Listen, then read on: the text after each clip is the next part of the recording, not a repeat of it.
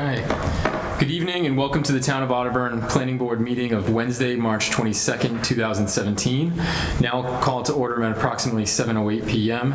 Meeting is being recorded and broadcast live by Local Access Programming. Is anyone in the audience tonight recording tonight's meeting? There being none, please rise and join us in a salute to the flag. Pledge allegiance to the flag of the United States of America and to the republic for which it stands, one nation, under God, indivisible, with liberty and justice for all.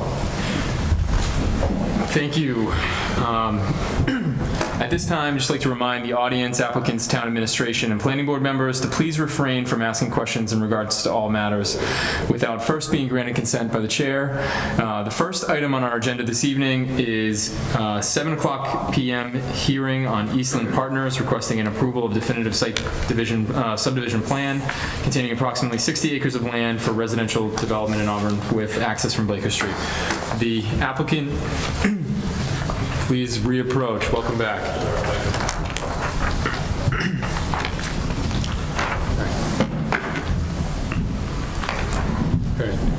Just for the record, my name is Chad Boardman. I represent Eastland Partners. We're doing the reserve at Ashworth Hill. We've been in front of the board here for several months looking for a definitive for a 5-lot subdivision with some off-site improvements for the existing public right-of-ways. Can bring you up to date. Matt might have some correspondence from the Conservation Commission about a week and a half ago. That meeting was closed out and approved. So Conservation has reviewed the site and issued we're in the process of ordering a order of conditions. Excuse me, just point of quick clarification, a 4-unit subdivision or 5? 5. Yeah. Is it 5? It was 4. Is that 4 or is it 5? It's 4. Oh, it's 4. Sorry. I got another one. I'm doing 5. Okay, so I think the last time we were waiting for the Conservation Commission's comments and some additional conversations I think that Matt was having. So Matt, do you want to give an update from the town? Sure. So I'm just going to kind of summarize all the events that brought us to this point, just for the record. So it's an application for a definitive subdivision plan received by the town clerk September 20th, 2016. Included a complete application, designer certificate, narrative, and plans. The first public hearing was held on October 11, 2016. The plan was not preceded by a preliminary plan. Abutters were notified, the initial hearing, first-class mail. Many were in attendance throughout the hearing process, and many of you are still here today. Thank you for your patience and your comments throughout this process. The public hearings continued several times to November 15th, December 13th, January 24th, February 14th, February 28th, March 14th, and today, March 22nd. Individual letters were received from the Board of Health, Auburn Sewer Department, and Auburn Water District on October 11th, 2016. So originally, the project proposed a new approximately 1,400-foot long, 30-foot wide dead-end street intersecting with Blaker Street to support 2 vacant lots on parcels totaling approximately 65 acres of forested land. It included plans proposing a cul-de-sac that extended into Oxford across a confirmed wetland area and flagged wetland area. And the project included significant road improvements, widening measures on Blaker Street and Albert Street. Within the approved right-of-ways, it also included construction of a sidewalk. Let's see. So peer review was conducted by Graves Engineering at the request of the board, paid for by the applicant. Peer review uncovered some challenges and inconsistencies with the Auburn subdivision rules and regulations, specifically proposed length of the dead-end street. The board requested the applicant reduce the length of the roadway to 800 feet to comply with the regulations, and revised plans to that degree were submitted on December 13th of 2016 to include a 740-foot dead-end street to comply. The revised plans at that time added 4 single-family house lots and a revised stormwater management system. which prompted 2 follow-up peer reviews from Graves Engineering, and revised letters received from the Auburn Water District on January 20th, 2017, and from the Board of Health on January 23rd. The following day, on January 24th, the board approved the applicant's request for a 60-day extension of the board's deadline to render its decision in order to secure approvals from the Auburn Conservation Commission. And that commission, as Mr. Boardman has mentioned, voted to issue an order of conditions for the project on March 8th, 2017. So that brings us to today. We'll kind of go over the details in the plan for what we have. And only because you said 5 lots, do I want to double check to make sure. I'm thinking the It's 4 lots also. I'm thinking of the existing house on Blaker. 1, 2, 3, 4, and a 5th lot is a drainage lot. That would be the Blaker Street. But there's more than that. So, February 7th, 2017, the plans revised to show a subdivision of land containing 7 lots, with 4 lots for new single-family homes, 2 lots for separate drainage basins, and 1 vacant lot. So you have an A, B, and a C, and then 1 through 4. 1 vacant lot along proposed dead-end street, 740 feet in length, 28 feet wide, sidewalks on both sides, labeled Rock Ridge Road, approximately 65 acres, and residential rural zoning district on property at 18 Blaker Street. Each buildable lot contains at least 60,000 square feet of area, minimum frontage of 180 feet as required by the Auburn zoning bylaw. Individual lots will be serviced by public water and sewer. The road improvements to Blaker and Albert Streets are included to improve traffic circulation and site access. Kind of the findings that I wanted to get off since we're in a new room and it's been a long time since we started this. Just wanted to get that stuff out there.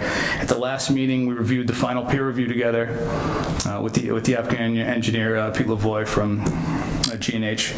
Provided comments related to some of the remaining items on that peer review. And we came up with some conditions of approval to make sure we didn't leave anything out from other comments we received from butters and such. So. I have those prepared. I can continue, or if you'd like, Mr. Chairman, we could do that following a close. No, I think it'd be helpful to list those out now for public comment, just so everybody kind of knows what has been covered.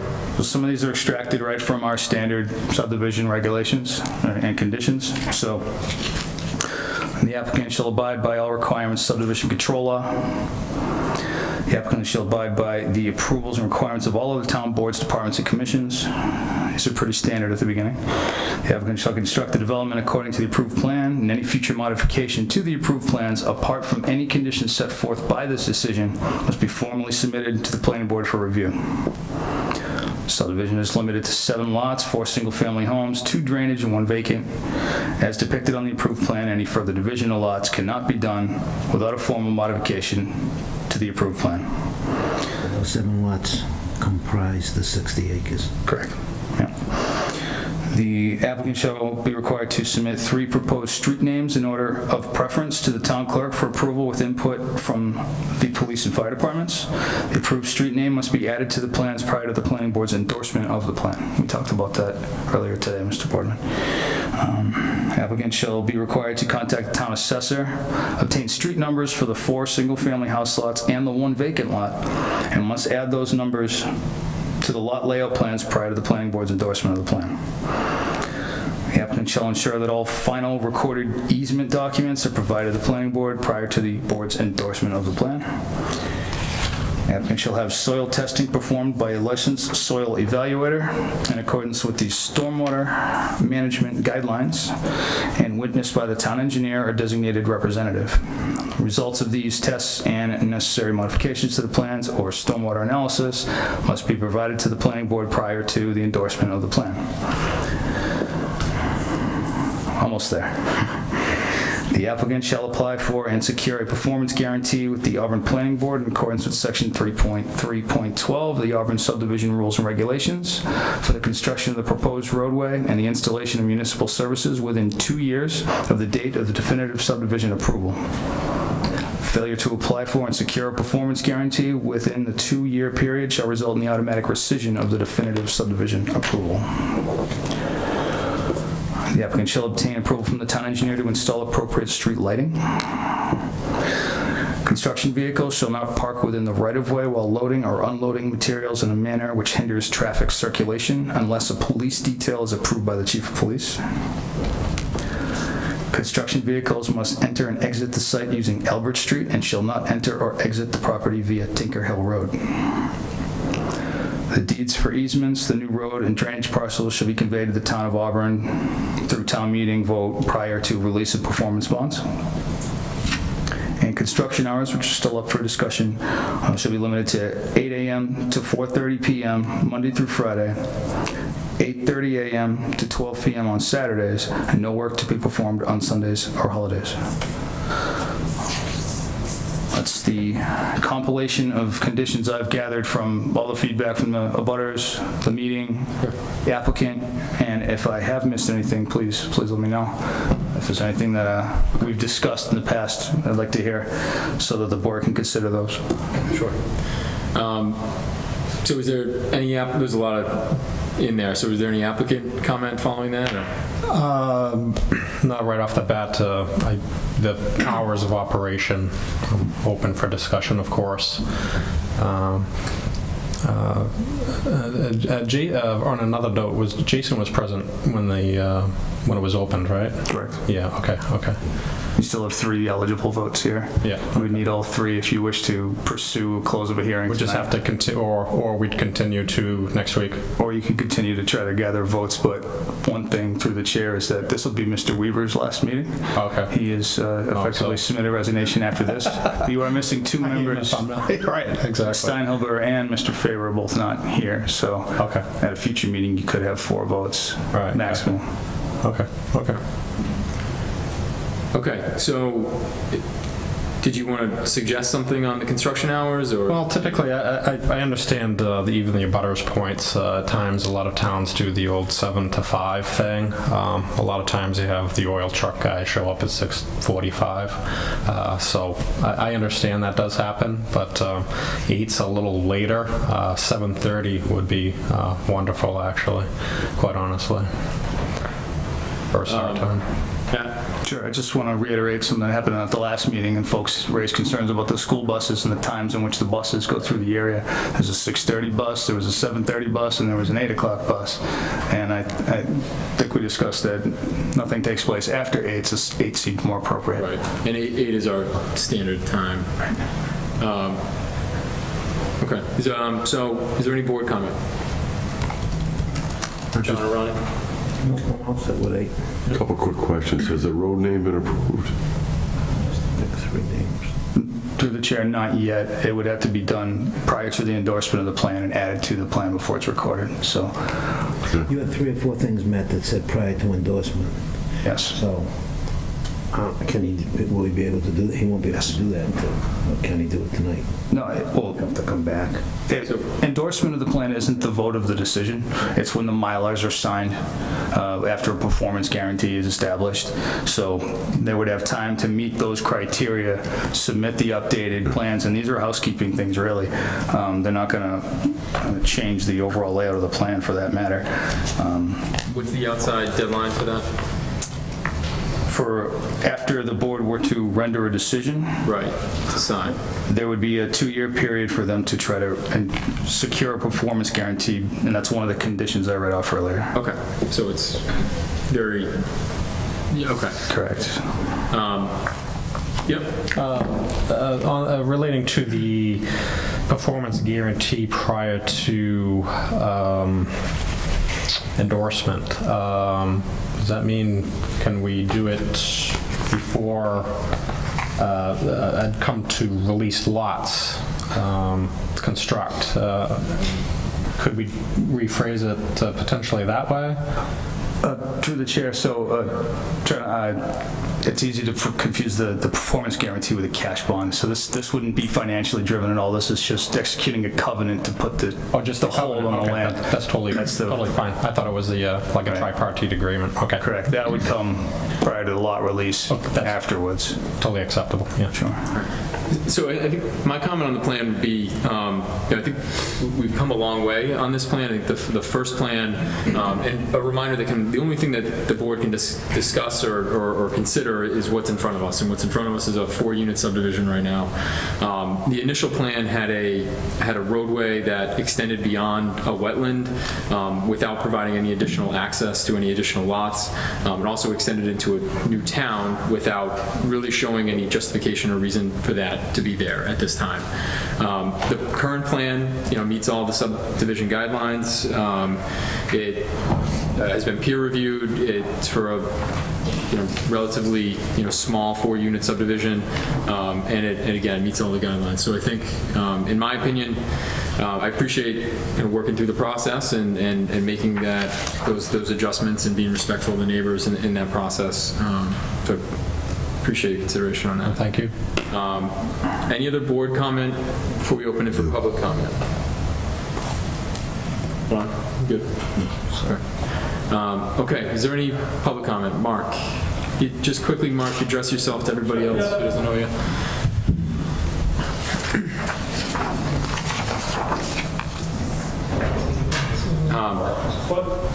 To the right. Podium's right here. Okay.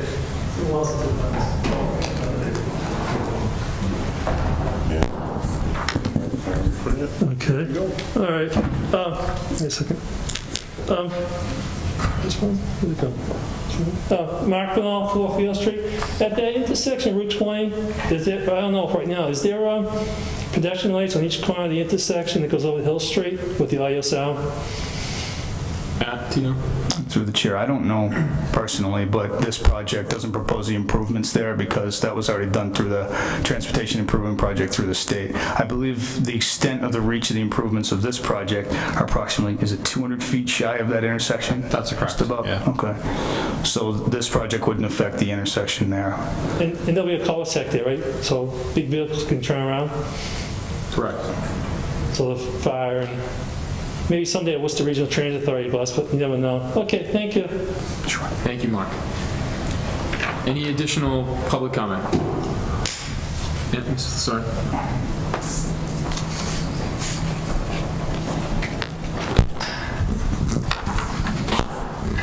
Eileen Lassard, 11 Blaker Street. I know you talked about approving the plans and endorsement. When does the 20-day appeal start from, if you endorse the plans? Through the chair, the appeal would take place as soon as the decision is signed. It's not necessarily the endorsement. So if the board were to sign a decision at a future meeting pending their vote, it would take place once that decision is delivered to the town clerk. And the butters would receive notification in the mail that the decision was filed with the town clerk, and they have within their right to appeal the decision. And all the conditions that you had listed, if we find that there is something that isn't being followed, who do we contact about those things? Through the chair, you just contact the planning division.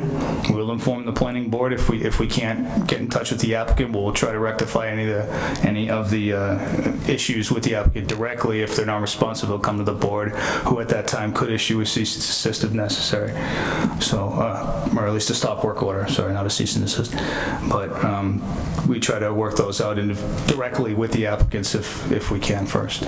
But come to the town. And then I know the conservation meeting, stipulation 10 talks about the endangered species, and I know that we've had a preliminary decision about them not being the Shoei River lady slippers, the Shoei lady slippers, but I know they're going to do another inspection site. So if a condition under the Conservation Committee is questioned, do we go to the Conservation Committee, or how does that work?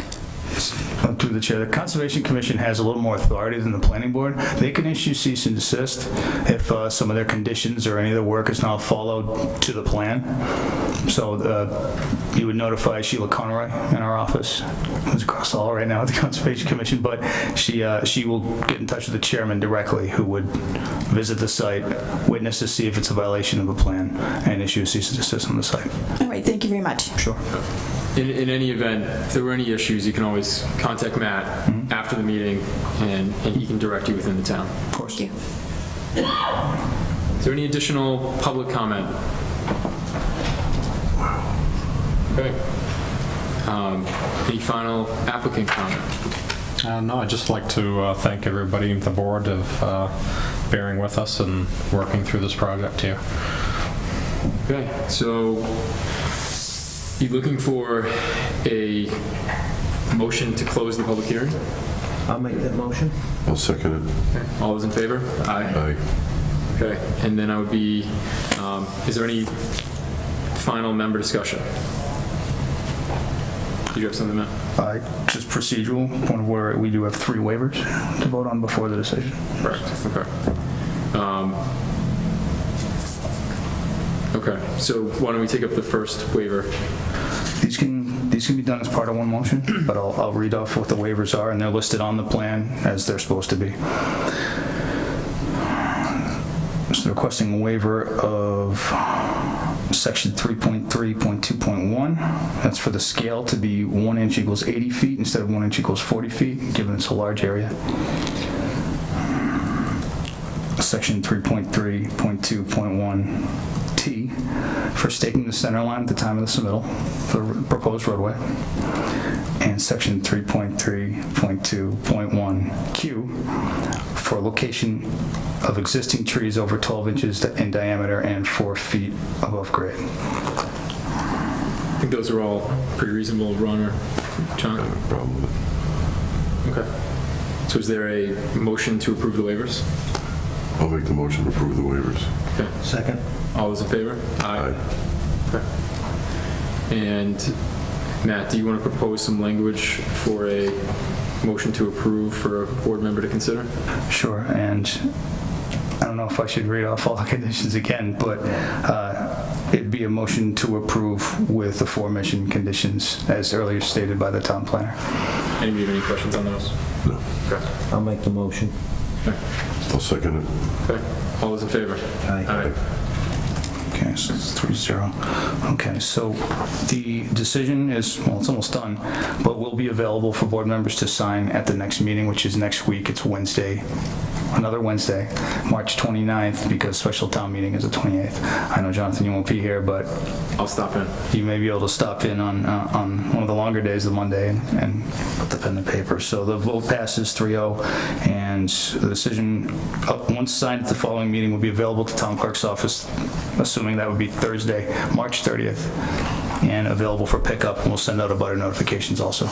But thank you for all of you and your feedback to help us create the right conditions for this project. And thank you for the applicant and your willingness to work with the board and the town to... Thank everybody here as well. Yeah, and I'll make sure that I'll pass on the information to all the abutters as well with my direct contact information and emails as well for any other questions and things like that, concerns.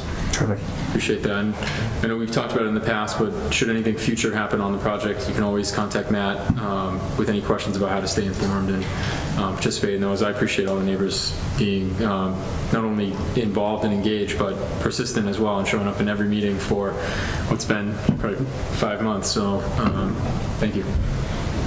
Great. Sure. Okay. Sure. So, May I request a 5-minute recess if the board would be so kind? sure. Make a motion for a 5-minute recess. Fine, second. Second. Yeah. All those in favor? Aye. Okay. Thank you.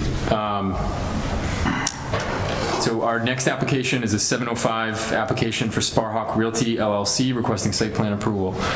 Welcome back. You can approach and reintroduce yourself and give us an update on how things have been going.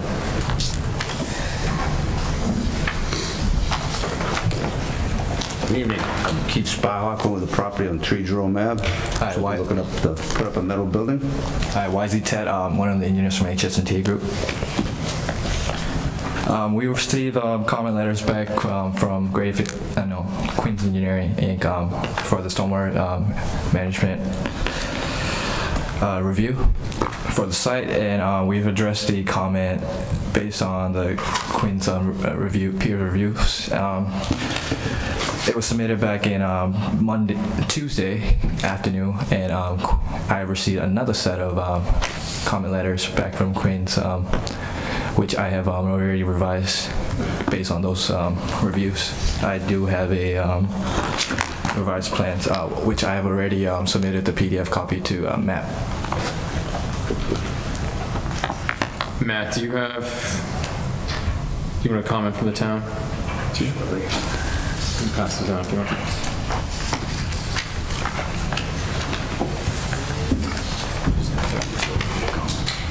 Okay. Take your turn.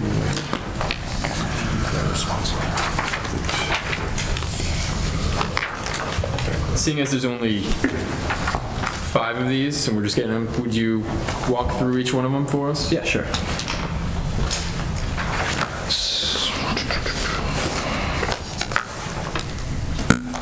So the first comment said the site does not provide sufficient information as to proposed pavement elevations to determine whether stormwater will evacuate it from paved surfaces nor whether the pitch will deliver runoff to the drainage system. The response from Quinn Engineering says it has been resolved, and the site plan provides spot grades to direct the contractor how to grade the site. Comment number 2 is asking for a soil testing prior to permitting, and then our response to that comment is that HS&T designed the Caltech infiltration system based on USDA NRCS soil survey for the parcel, and the soil type based on the USDA and NRCS soil survey, it's identified as a hydrologic soil group A. So Massachusetts stormwater management policy requires infiltration volume to be calculated based on the type of hydrologic soil group on the developed site and the proposed impervious area. Hydrologic site group A is the most permeable soil and therefore requires the largest volume to be infiltrated under the proposed conditions. A hydrologic soil group D is relatively permeable but does not infiltrate under developed conditions. Does not require infiltration under developed condition according to MSWMP. The infiltration design meets the MSWMP requirements for infiltration for all the hydrologic soil groups. If the MSWMP recommends a 2-foot vertical separation from groundwater from the infiltration system. If we do find that when we do the soil testing prior to the issuance of the building permit, and if the high groundwater is observed at a level higher than the soil survey depth of 6.5 feet, which would cause the separation to the groundwater from the infiltration system to be less than 2 feet, then the infiltration may not be possible at the site due to the flatness of the topo. Bottom line is, we believe that we have designed an adequate system, despite whether it's going to be an A, B, C, or D soil. It will be adequate. But we would like to ask for a part of a conditional approval, for soil testing prior to and then issuance of a building permit. To interrupt you quickly, Matt, do you want to respond to that? Sure. Before we move on to because it's a big one. Sure. I had the opportunity to speak with Kevin Quinn earlier today. He called because obviously you and I, in the last couple of days, been going back and forth with review and whatnot. So, and Kevin remarked on that because his latest letter that came out yesterday stated that it's generally the right practice to have the soil test done prior to the design because it could affect everything and whatnot. So what he recommended is that the board we're inclined to vote this evening before the decision is written and signed at some point in the next 2 to 3 weeks.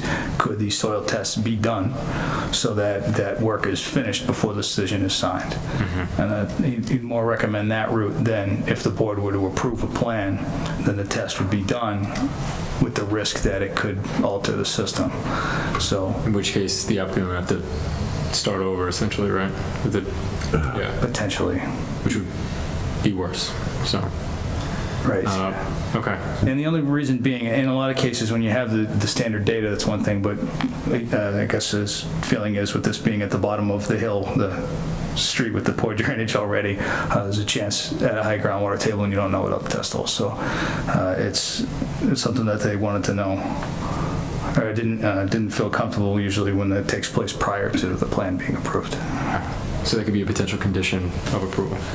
Yeah, if the board were to vote this evening and with the anticipation that the applicant could accomplish that in the next couple of weeks before the decision is signed, he felt that would Actually, be didn't reasonable. get them anything back from Quinn until Monday morning, and it takes 5 to 7 days for Notifying the dig safe. dig safe, so otherwise I would have got it done for you this evening, but And well, we also need a witness from the town Right. while we do the. Correct. It's similar to the condition, Mr. Chairman, that we just read off for the last item where it would have to be done by a licensed soil evaluator and witnessed by the town. So similar scenario. And Mr. Coyle, I talked to him today, our DPW director as well, and certainly amenable to being present for that. And we just received this information within the last 24 hours also, so we understand the time sensitive of getting that accomplished. But because we have 3 members in this being your last meeting, felt it was okay to make the vote if you were inclined, and then try to accomplish that in the next 2 weeks before the decision's signed. John, did you have a comment? Is there a designated area on the lot where the soil samples are going to be taken? Because dig safe doesn't go on private property. we just have to notify digs, which I've already had a dig safe number, but Gary Pike, who does all my work, so let's do it by the book and get another one, have them come out. All the utilities have been disconnected when I ripped down the vacant 2-family. So where that test hole has to be would be up to a partner of YZ's at HS&T Group. He's a soil samples expert, and he would be on site. How long ago did Gary take the dig safe number out? It's more than 30 days and you have to renew. Correct. He believes that's what it was, and so we just want to do it right and get it dig safe over there again. Okay. Ron, any comments? I can read the rest of the comments if you want me to. I mean, Scott, did you have any comments on it? I'm recused on this. Oh, okay, right. Okay. Sure, continue, number 3. comment number 3 states that the plan should provide grading at the curb cut, which keeps site runoff on site and prevents street flow from entering the site. The final comments are response. The plan has been updated with the curb cut detail, and the bituminous concrete sidewalk and the berm construction driveway detail has been added to the plan. Comment number 4 and number 5 has been resolved. Now, did you have any chance to speak with Mr. Quinn about number 3? Yes, it's a minor detail, so long as it's added on the plan. Yep. That's fine. If you'd be so kind, just show me whereabouts that is. I do have 7 copies of small size and 2 copies of large size. It would be. That'd be terrific. Excellent. Okay. Any additional board comment? All right, is there any public comment on the application at 3 Jerome Ave? Mark?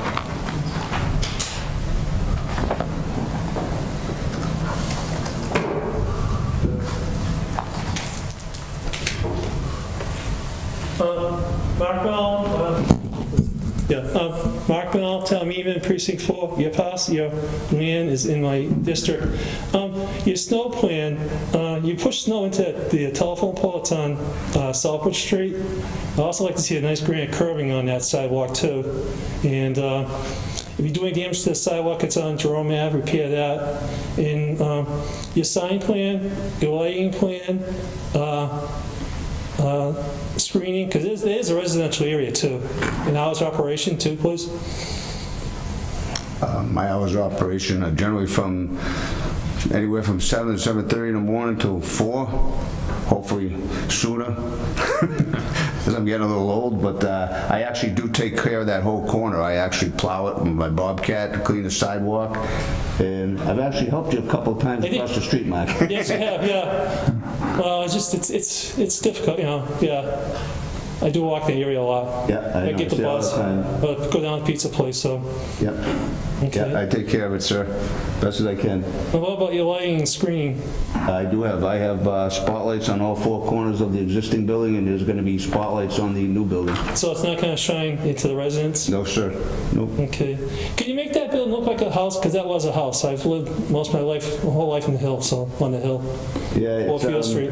Unfortunately, it's a metal building, a commercial building, but the house that was there really wasn't quite a house. I know. Yeah, there was vagrants in it and rodents, and I had to buy it in order to keep my tenant upstairs, so. Thank you, Mark. Okay, thank you. Thank you, Mark. Is there any other public comment on the Jerome Ave application? Sure. Just please state your name and address.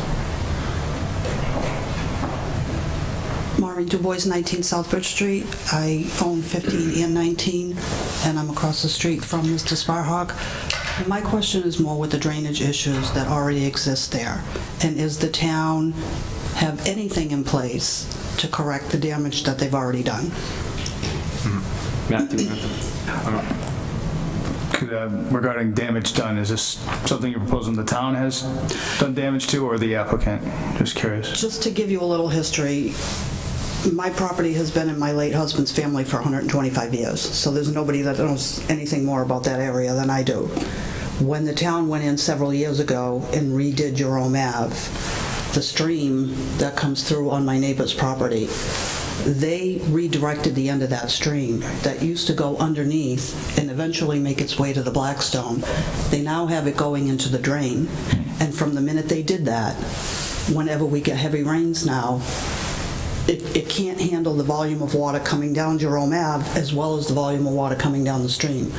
And the street now gets flooded out to the point where they have to shut it down. So personally, from Mr. Sparhawk, I would be concerned, and I'm going to be having a project down there as well myself, so my engineers are now looking at, Sure. because it gets flooded out so bad, I had to go before conservation, and they came down, and the minute they looked at it, the first thing they said was, that's inadequate. They took out a big culvert that used to be there, and it was on my property, and they redirected it and took it off my property and put it into the drain.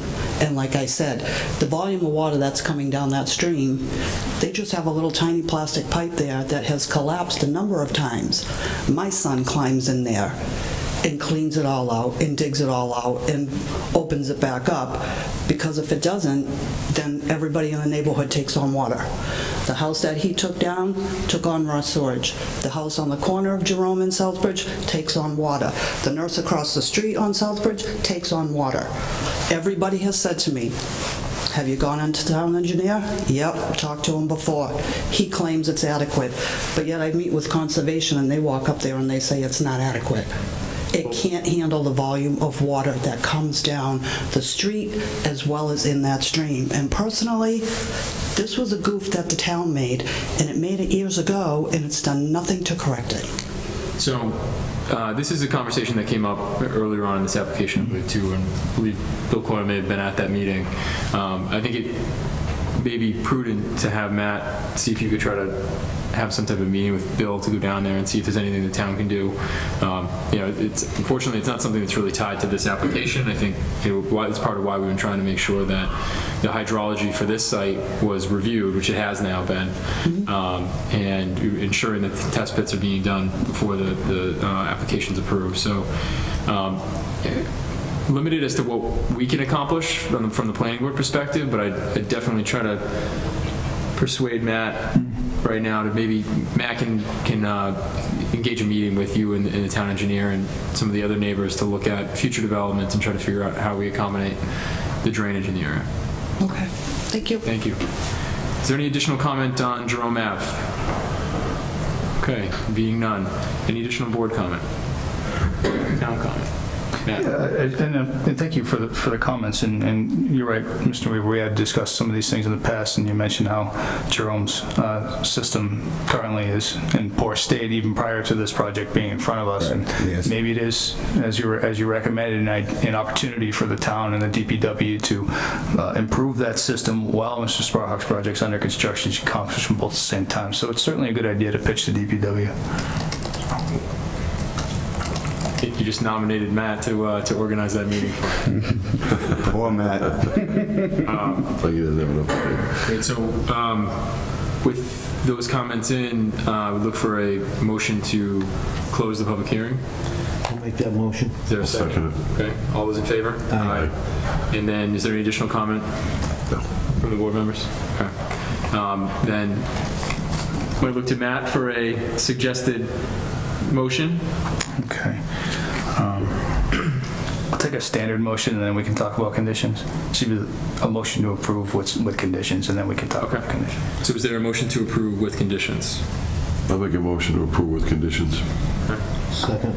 Okay, all those in favor? Aye. Okay. So conditions to discuss would be construction hours, one of the first thing. Now, we have a direct abutter that is residential. I would assume the bus routes are probably pretty similar here, so I think the 8 a.m. start is reasonable. I think that might even be a bus stop area for some of the kids. I could be wrong. So the 8 a.m. again is a pretty good reason for that. The Saturday 8 a.m. to noon seems good too, and Sundays and holidays. I think standard hours would make sense. The standard condition, project developed in accordance with the approved plan. Site lighting standards conform with the right section of the Auburn bylaw, so there's 0 lot line spillover. Submit a as-built plan to the planning board once construction's finished.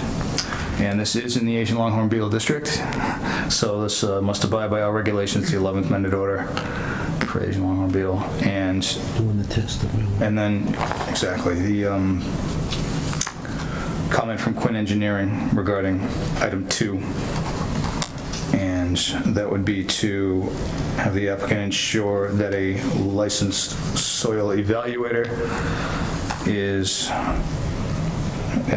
shall hire a licensed soil evaluator to conduct the test holes witnessed by the town engineer or its representative, and this should be accomplished prior to the issuance of any building permits. And I say it like that, but also encouraging the applicant to try to handle this within the next couple of weeks before the decision is signed. We have 21 days to sign it, but if that's accomplished in the meantime and the information remains stable in the plan, then we don't have to put that condition on.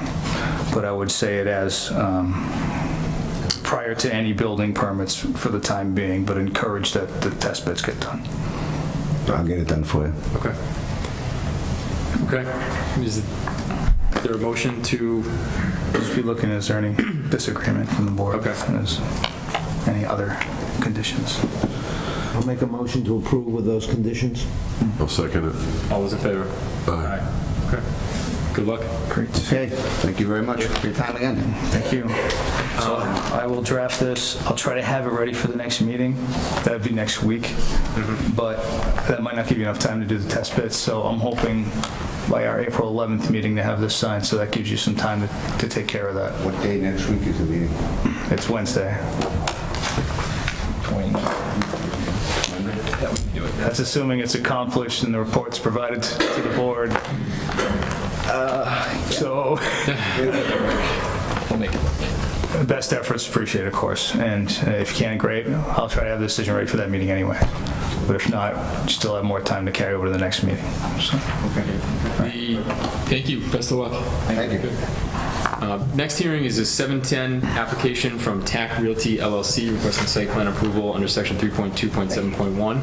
I'm going to turn it over to Mr. Brooks to carry it from here, as I've subsequently engaged the applicant for a totally unrelated project at work. So excuse myself and turn it over to Ron.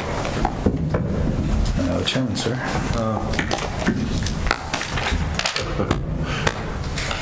Nice one.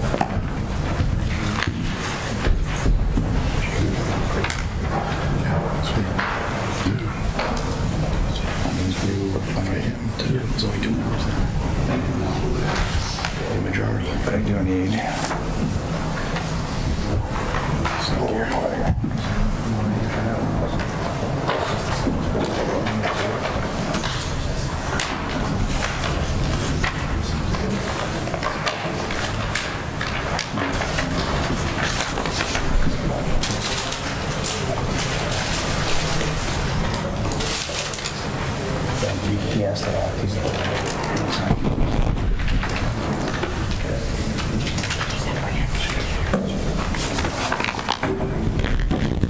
applicant wants to proceed.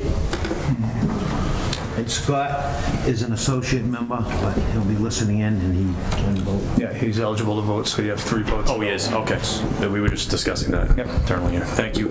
Again, Mike Andrade, Graves Engineering, and with me tonight again is, excuse me, the applicant and president of Builder Systems, Tim Looney. We were last before the board on February 14th. At that time, the town engaged for peer review by Leonard Engineering. We've gone through 2 rounds of review with them. We did issue a set of revised plans on the 6th of March, making a couple minor revisions. We believe we've addressed all the engineering concerns that Leonard had brought up. There were a couple of items that we asked to discuss with the board, and a couple that we have a professional difference of opinion on that we can certainly discuss if the board chooses. The plan revisions we made, I'll just quickly mention, we just clarified some of the parking calculations based on the building occupancy, proposed occupancy, and revised the parking spaces from 18 feet to 18 and a half as required by the bylaw. Those are the two changes that we made on the last set of plans. Go ahead. You all, board members have any questions?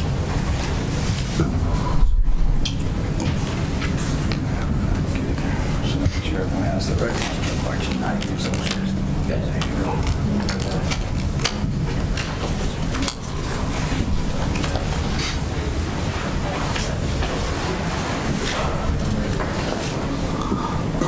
If I may, Mr. Chairman. Yes. Thank you. Just since, for the record, and 2 of the members here today weren't here for your first meeting, but because of the Mullen Rule, they both signed Mullen Rule, so they're eligible to vote, so we're able to do that. For that reason, and some of the information that you can only get in the minutes that you don't get personally when you're here at the meeting. Just curious if you guys don't mind going through the March 9th Leonard Engineering letter and just some of the individual items. Sure.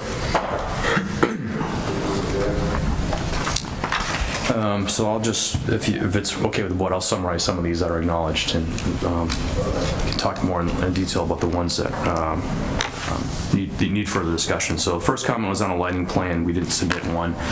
Our response was we didn't propose site poles, and the proposed lights are limited to just some wall pack fixtures on the existing building at doorways, which will have they'll illuminate the immediate area surrounding the door, and there'll be no spillage over the property line.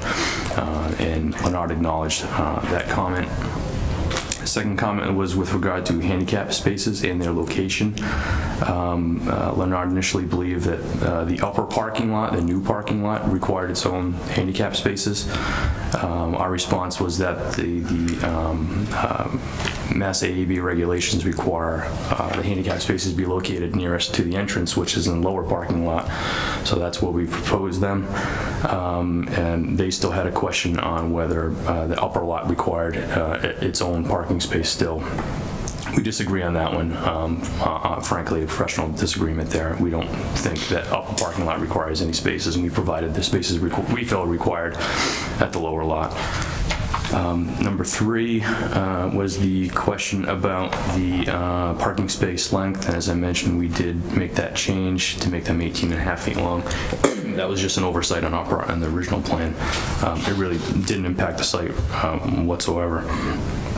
Fourth comment was regarding the third access drive that we are proposing. The existing site, if you're looking at the plan, has sort of a one-way operation with a curb cut in and a curb cut out. Due to the elevation change from that existing lot to the proposed upper lot, we weren't able to do an interior driveway connection. It's too steep. It interferes with the existing loading dock that's going to remain. So that was the reason we proposed the third curb cut, I guess, as you want to call it. Our interpretation of the bylaw is that that third curb cut is acceptable, and it's entirely consistent with the other developments in the industrial park, including immediately next door FW Webb, which has 2 curb cuts on within 100 feet of each other. So again, we had a bit of a professional difference of opinion on that particular item as well. Number 5, and we can go back to these, or we can stop anytime, if you guys want to discuss about any of these as we go. Feel free to interrupt me. The 5th comment was on the setback of the new access driveway to the property line on the, I think it's the west side of the site, where the new curb cut comes in. It stays relatively close to the property line all the way to the back of the building to provide access for not only the parking areas, but their several box trucks that they have for their use that park along the back of the building. Leonard had an opinion that that isn't considered an access driveway and thus should be pulled 10 feet away from the property line. Again, we disagree about that and whether that's considered an access driveway or not, and whether it's allowed or not. We feel it is. It was there originally? No, this is a new driveway. This is a new one. 10 foot from the property line, which is required. That's what they feel is required. I disagree on that. And how close do you have it? We're as close as 5 feet. And through the chair, just for the record, you mentioned that the way it reads is that no parking space or other paved surface other than access driveways is located within 10 feet, and it's your interpretation that this is considered an access driveway, contrary to what Leonard Engineering. Correct, because the only way to get to the back of the building where the trucks are parked is along that driveway, so we maintain that is, in our opinion, still considered an access driveway. So that's number 5. Number 6 is in regard to the landscape buffer. They noted that it doesn't meet the requirements of buffer zone C, the requirements of buffer zone C by the bylaw. We acknowledge that. I'm sure this board is aware that the landscape requirements are in some cases very detailed. We have proposed landscaping that we feel is appropriate for the site and given what's next door to it. We have trees planted along that entire western property line, shrubs in between. If you're familiar with the site whatsoever, the FW Webb building is quite long and very high next to it. We've continued that landscape even along that property line, that portion of the property line where there's no windows on that building. No one's going to see that except for the applicant. So again, we acknowledge that we have less than what's required by buffer zone C, which is industrial to industrial use, but we feel it's appropriate for the project in the area and the abutters.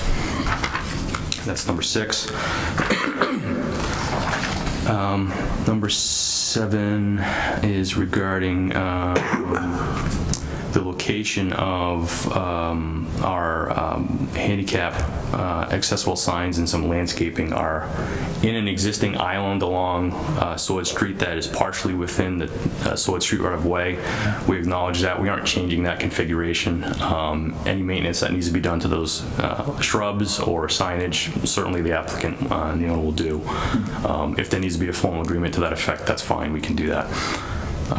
That was that comment. Comment number 8 was about the parking calculation. We've corrected that based on the number of employees. The proposed parking hasn't changed. We still have adequate parking based on what they will need for their use. Comment number 9 is regarding relocating plantings that are within the site distance triangle at the proposed curb cut. We've pulled those plantings back so that there's to maintain that 30-foot site triangle for site distance if a vehicle's exiting the site. That's number 9. Number 10 was just the typo on the size of the new water service tapping sleeve and valve. We've corrected that.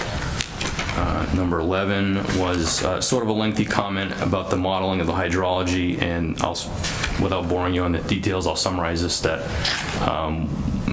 Leonard thought we could have analyzed it differently. We showed them that although the original analysis that we did is correct, the analysis they suggested there's always also another way to do it, and we provided a table showing that. So we did it correctly. We feel the initial way, making their suggested changes, it still works. So we proved that the stormwater and hydrology systems for the site that we're proposing function either way you look at it. And they acknowledge that as well. Number 12 is, remind myself what this is. Because the existing site doesn't have any existing drainage systems, and the elevation of the site is basically at Sword Street elevation, which is only slightly higher than the brook adjacent to it. The proposed bioretention area has an overflow to Sword Street rather than tying into a drainage system or a wetland. There are no wetlands on the site to drain to. So Leonard brought up a comment that just basically to bring it to the town's attention that there is a discharge to Sword Street, although they did acknowledge, and we pointed this out in our report, that even during the 100-year storm, that basin only has basically about a half of a CFS outflow from it, which is minimal in a 100-year storm, mind you. So all the smaller storms, there's no outflow from that bioretention area whatsoever. So we don't feel there's an issue there at all. Mr. Chairman, may I ask a question? So would you, through the chair to the applicant, number 12 kind of seems like more of a condition that we could, a condition of approval, perhaps to consult the town engineer for any mitigation if necessary, something to that effect. But just the way that it reads, calculators. So Auburn DPW should be consulted regarding the matter. Just as a condition of approval seems... Right. I imagine they've seen the plans, and if they had an issue, they would have commented on it by now. But I haven't seen comments from them. Right. And again, the flow is so minimal in the 100-year storm, we don't feel an issue. 13 was just correcting a detail on the bioretention area, which we've done, and they've acknowledged. 14, same thing, was a typographic error on one of the details we've corrected. 15, again, is a stormwater-related comment. Basically, we feel that Leonard may have misinterpreted the requirements of stormwater management, and we pointed that out, and they agreed that the proposed work does provide the recharge from the impervious surfaces to meet the requirements of the bylaw, and they acknowledged that.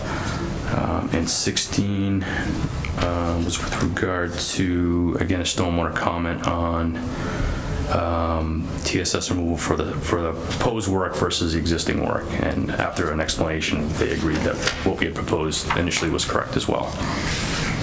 So those are the comments, the last comments that we received on the 9th.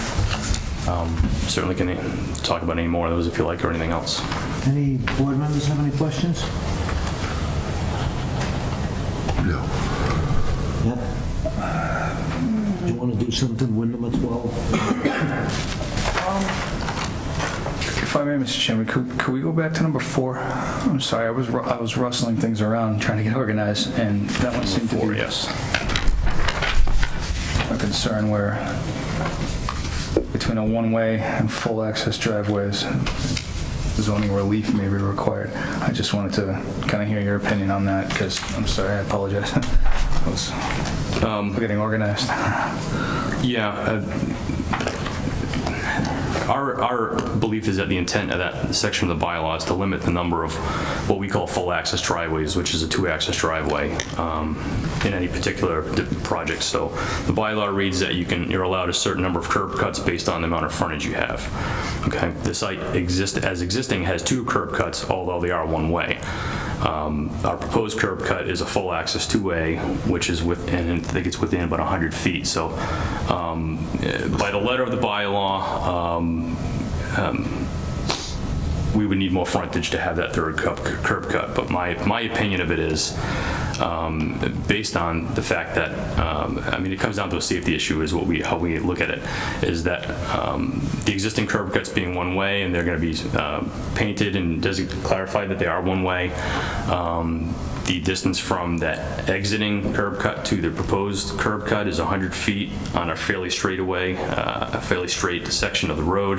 There's no issues with traffic going to be interfering with each other in and out, or traffic on the existing roadway, and it's completely consistent with what everything else exists along Sword Street, including right next door and just about every other site as you go down into the industrial park under 290.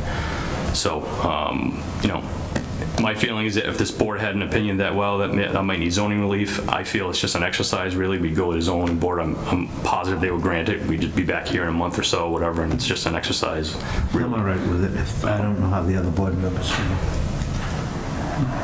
No objections. I don't have any objections. Just one question on the third curb cut, the one that goes up alongside the building on the left side of the page. Yes, sir. Between your building and FW Webb. That parking there, is that for workers? Because that comes up and around to this other, there's 2 parking areas there. Yeah, that's parking that's required by the bylaw, and frankly, they don't even have that many employees, so the employees for the most part will be parking that lower lot, save a few spaces for customers that do come in. Customers do come into the building, but that's intended to be overflow employee parking, or parking that's required by the bylaw that frankly I don't think they're going to use all that often. But it's mainly for bringing the trucks in and out of the... Yeah, his box trucks will park, and one of the plans will show them in the back. Yep. And the layout plan shows where the trucks will park along the west side of the building. Yep. And the reason that configuration exists so that the trucks don't have to back out onto Sword Street. They can drive into the site, turn around back into where they park, and then drive out. Understandable. The entrance by the west side, or the western entrance, is that used by customers? No. They're putting in a new overhead door on that corner I think you're pointing to there. That's for the employees to load up equipment on or off the trucks as they need it. And the office where they bring in customers to discuss projects is on the east side of the building, and where we're putting in a new handicap ramp in. Yeah. Matt, any questions? Just came up with a handicap space. I see the one space there, and I'm fine with it not being on the left side. That makes sense too. But which one is the van accessible? Is it the hashed area next to it that gives it the extra width? Okay. Yes. That one space is the man accessible space. I see. Any public comment? Yeah.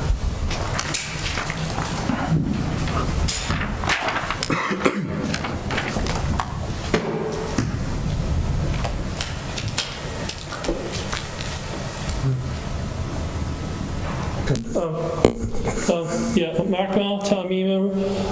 I think you should have more handicap parking spaces and each spot be available for a van on both lots. Do you have an elevator in there too, by the way? It's through the chair. It's a one-story building. And I think the both parking lots must be ADA with handicap parking for a van. Sorry, through the chair. I think it's a acceptable comment from LEI as well as yourself, Mark, for it being considered, but I think it's something we can consider as a condition for the applicant to consult with the ADA agent of the town to ensure that handicap's striped accordingly.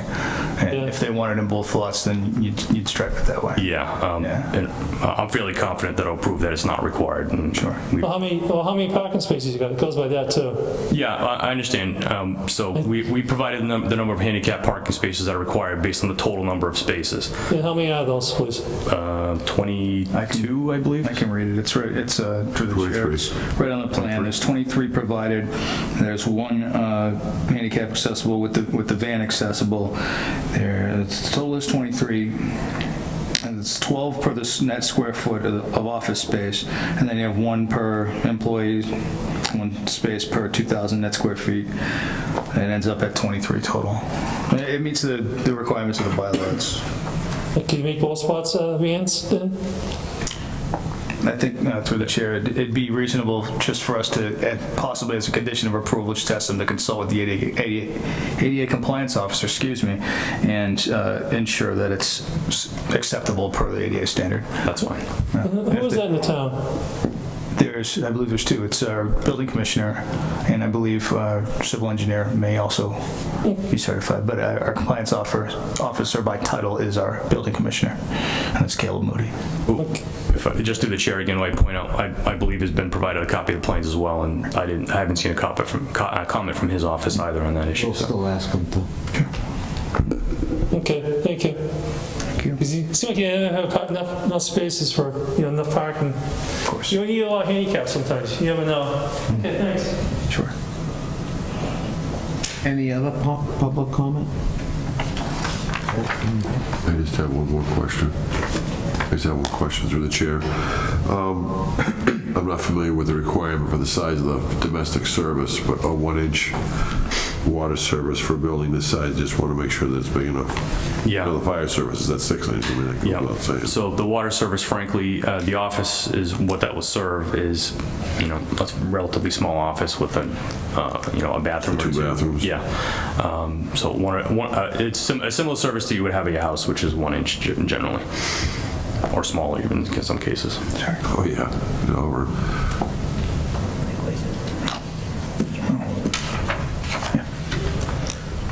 May I ask a question in addition to what you asked? It's already an existing water service that's already connected, right? You're not adding anything? We are adding. You're adding? Yeah, we're adding. There is no fire service in the building, so we're adding That's what I was that, and thinking we're constructing a new domestic service at the same time. And having met, through the chair, having met with TCG already, you've already had discussions with the fire department to accommodate that? Yes, we did. Yes. Perfect.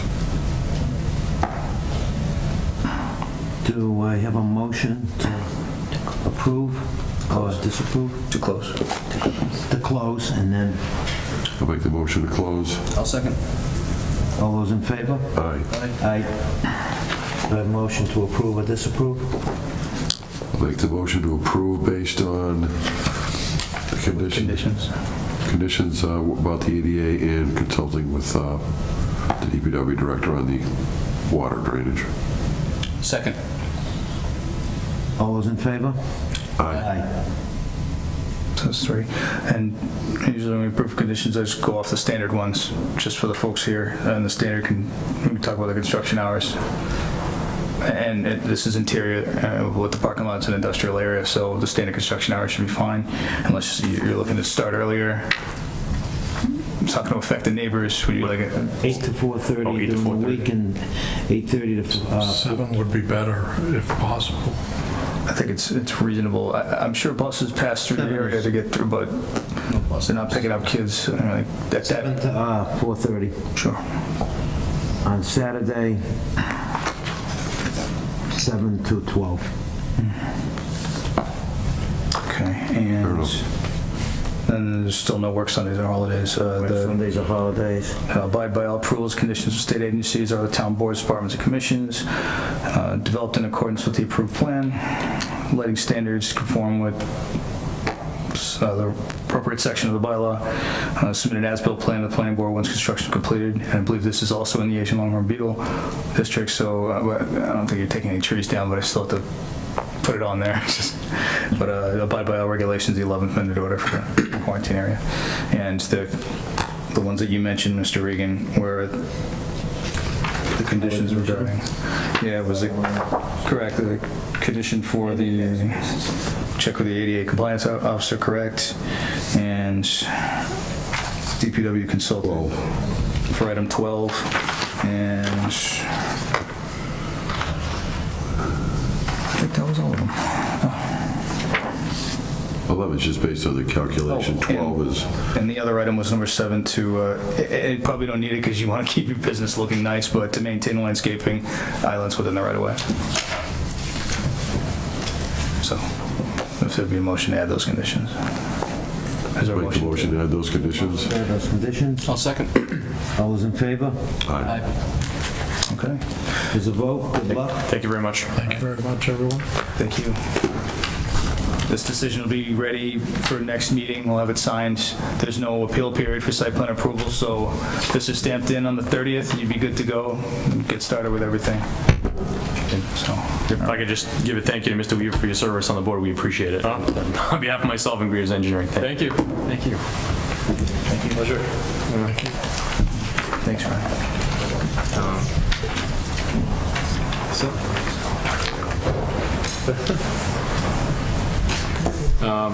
Okay, 7:15 application for Mark Evangelos requesting waiver of site plan approval under section 9.4 of the Auburn zoning bylaws to increase the number of inventory vehicles at an existing motor vehicle sales business on property located at 893 Southbridge Street. Welcome. If you could introduce yourself and give us a quick description before that motion to open the hearing. It's not a hearing. It's not here. Okay. Never mind. It's listed here, man, as a public hearing. I apologize. This is a request for waivers. Should be listed as a discussion. Okay. So, welcome. Please introduce yourself. Thank you, Mr. Chairman and members of the Planning Board. I'm proposing to open Emmanuel Motors at 893 South Bridge Street.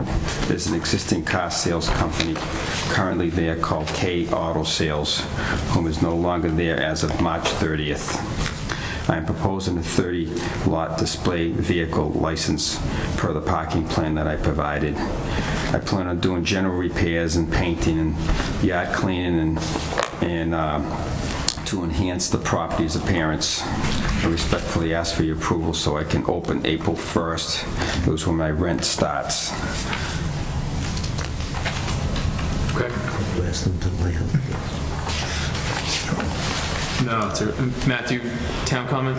Yes, so this is a waiver request of all waivers, this is including the public hearing requirement.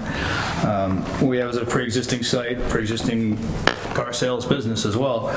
The only difference we have here is that the site is, and it's fortunate that you're here with us this evening because being a representative of the Board of Selectmen, there's an existing or a previous site plan, I'm sorry, license application that has the appropriated amount of cars that are already approved through the town on this property as K Auto Sales. I believe it's 15 cars. Correct. And we could confirm that with the select board.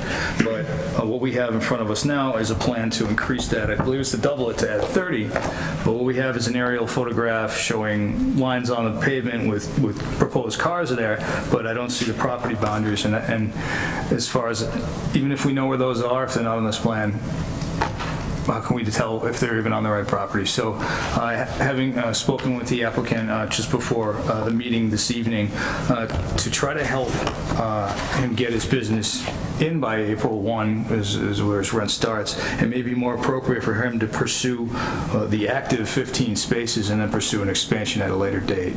So if agreeable to that, I believe the board should shape its motion based on the previously approved plan. We don't have with us today, but it's with the Board of Selectmen as part of the license to only approve the waivers. Come before us when he has a plan showing the exacted area and the parking spaces on it. Right, for expansion. Otherwise, just looking to grant waivers based on the pre-existing site plan and a continuation of an existing use. We're not voting or doing anything tonight. This would be a vote for waivers on the original. Now, why would a vote be required for continuing an existing use? So this is still a vote for waivers regardless. It's a new business coming onto a site, so he needs his own site plan in his name.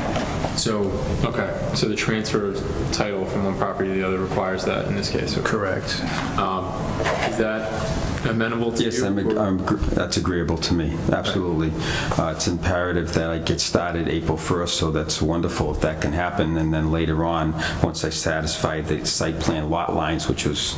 Again, you understand that through you, Mr. Chairman, that we want to see the exacted area that you are going to own or lease from these people, and then where those 30 or whatever parking spaces you're going to have on it. Yes, I will. I'll do that. I just didn't have enough time and planned on that. But yes, I can absolutely do that. And the reason that I'm looking for more cars is because one of the reasons the existing K Motors didn't really went out of business is because he didn't have enough cars to display.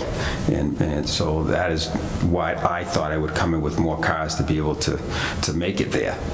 But yes, I would be amenable to what's existing, just continue that, clean up the facility, get the commerce going there, and then try to make a viable business for my wife and I.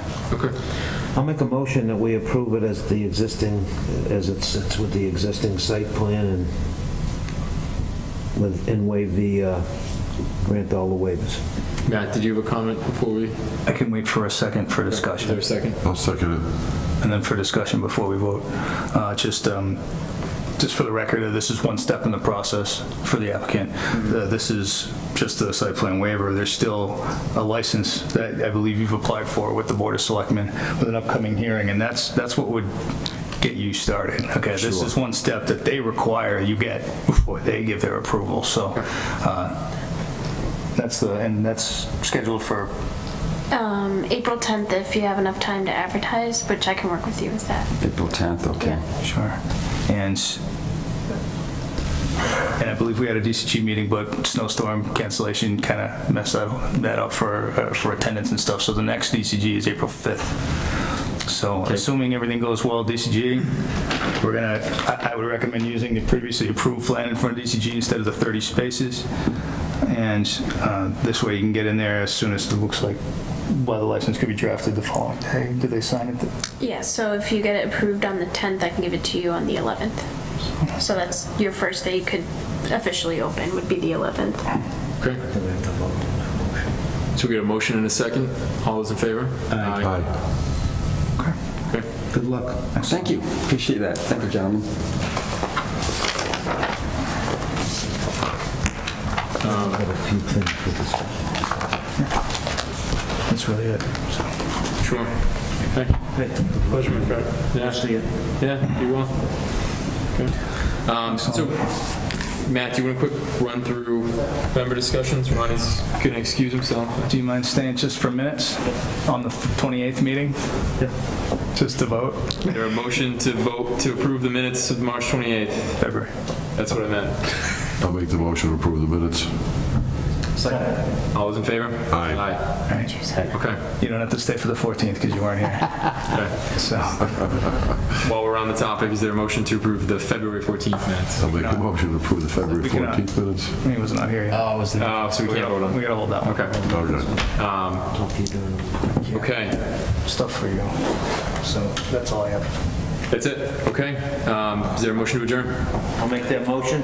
All those in favor? Aye.